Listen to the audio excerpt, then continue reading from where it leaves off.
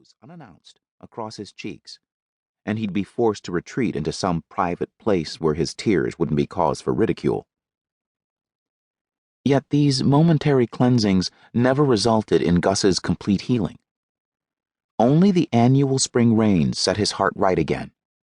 So, after the 3rd grade, the end of Gus's formal education, he began anticipating the rain's arrival.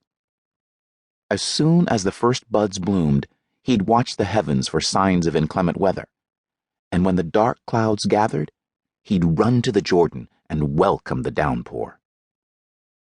After 1910, locals noted the beginning of spring when they heard Gus wailing in the distance, and, whether out of fear or simple disinterest, no one bothered traveling to the riverbank to see exactly what Gustavus Peace was doing, much less why. He needed the rains of 1940 worse than he'd ever needed them, for the impending birth of his 7th child, the only one he had never wanted, incited rage he feared he couldn't restrain. Yet the rains wouldn't come. Each morning he jumped from his sleeping pallet on the floor, sniffing the air like a Labrador retriever, hoping to smell the sweet scent of moisture, only to be disappointed when his nostrils inhaled particles of dry, pungent red dust. Having never mentioned to his wife, Emma Jean, that he felt deceived by the pregnancy, Gus had waited since her ecstatic November announcement to unleash with the spring rains instead of strangling her. His greatest fear now was that an overflowing heart would cause him to crumble before his sons. Each day, his eyes glazed over and his hands began to tremble, and he cursed the rains for seemingly having abandoned him. So far, he had remained composed, but he knew he wouldn't last much longer. When Emma Jean screamed, Gus released the curtain, turned from the window, and looked toward their bedroom. It was really her bedroom, he thought, for he had slept on the floor since learning of her pregnancy. He liked it that way. It kept him from touching her and creating another mouth to feed. He wouldn't have touched her this last time had Emma Jean not convinced him that she couldn't have any more children. Gus asked why, and Emma Jean said that she was going through the change. He didn't know exactly what that meant, but he took her at her word. The day she confessed her pregnancy, Gus nodded and promised in his heart never to touch her again. That would keep the children from coming, he reasoned, and that was exactly what he wanted. "Push!" Henrietta coaxed with her hands cupped around the wet, slimy crown of the baby's head.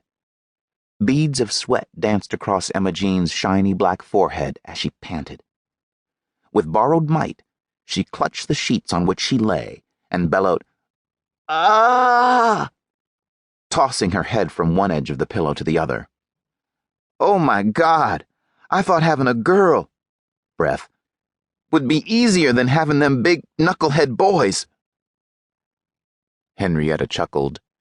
She had delivered almost every child in Conway County, Arkansas since the 1920s, and if nothing else, she had learned that a baby's gender could never be predicted. "This might be another boy, Emma," she warned softly. "Don't get your hopes up too high. Plenty women think they having one thing and have something else. Now, breathe and push again." Emma Jean sighed, refusing to relinquish hope that she was finally birthing the daughter she'd always wanted. That hope lent her strength to push again. "Ah!" she growled, exposing the rich, deep alto for which folks at St. Matthew No. 3 Baptist Church were grateful. It was this voice that had caught Gus's attention years ago, teasing his soul one Easter Sunday morning with a rendition of "He Rose" that left him tingling inside. He called the feeling love and asked Emma Jean to marry him. That was 15 years ago, back when he was a fool, he always said. "It won't be long now," Henrietta encouraged. "Just a few more pushes and we'll have ourselves another baby." Emma Jean gripped the iron bars of the headpost and stared at the ceiling, delirious. She wanted to push again, but couldn't find the strength. In the meantime,